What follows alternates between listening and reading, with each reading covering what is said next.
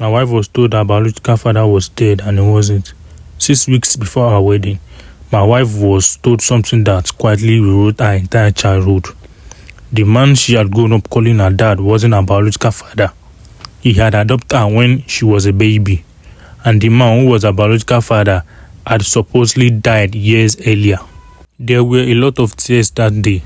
We were young, and this was before the internet was what it is now, before you could just pull out your phone and fact check a life story in 30 seconds. We believed that we were told. My mother-in-law said her biological father had died of blood disorder when my wife was very young. We did not question it. Why would we? At the time, I actually admire my mother-in-law a lot. She was a single parent who had raised 3 daughters while working long, exhausting factory shifts. She treated me like a son. I loved her, so the idea that she might be lying never crossed my mind. My wife was about 12 years old when her adoptive father later died. He had been a warm, caring man, and his loss left a deep mark on her. So by the time this new information came out just before our wedding, it felt like a reopening an old wound. We grieved what she thought she had lost again. Life went on. We got married. We built a good life together.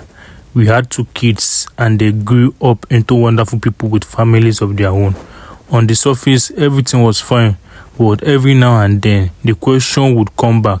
My wife would wonder out loud what her biological father looked like, whether she had his eyes or his temperament, whether our children had inherited anything from him. He wasn't an obsessive, just unresolved, a quiet question that never quite went away. She asked her mom again over the years. The answers were always vague. The details never really changed, but they were never specific either. Then, years later, her mom suffered a stroke, then another. She recovered physically, but her memory and speech were affected. Watching that decline was hard, and one day, I said something I had wanted to say out loud before.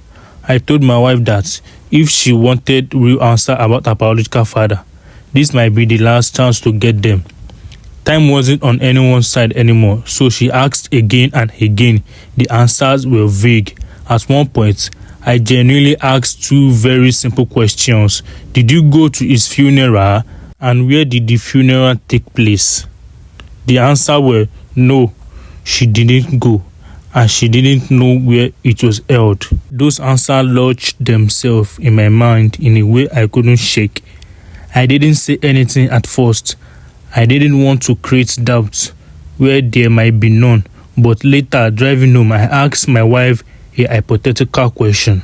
If I died, would you come to my funeral? She said, of course. And would you know where it was held? Again, of course. That was the moment something quietly clicked for me. That night, after everyone had gone to bed, I did something I hadn't planned to do. I opened my laptop and started searching. People finder sites, old online phone books, anything that might give me a clue.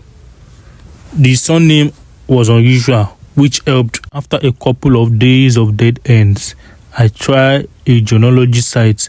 I typed in the full name ID have been given. One result, just one. I sat there at the screen, thinking about what this could mean. I wasn't even sure how I felt about it. Part of me hoped I was wrong, because if I wasn't wrong, it meant my wife had been lied to about something fundamental. I told her what if I found, and then I asked her the hardest question of all. What if he is alive but he doesn't want anything to do with you? She didn't answer straight away. Then she said she needed to know the truth either way, if even it ought.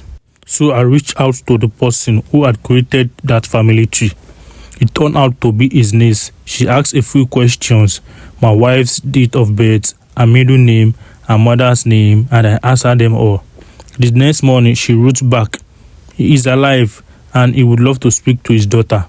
I still remember the weight of that moment, having to look at my wife and tell her that the man she had been told was dead wasn't, that her mom had lied to her.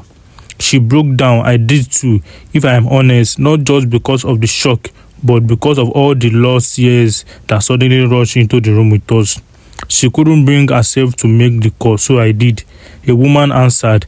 It was his wife. We spoke for a while, both phones on loudspeaker. Then finally, father and daughter heard each other's voice for the first time in decades. There aren't really words for that kind of moment. It was joy and grief happening at the same time.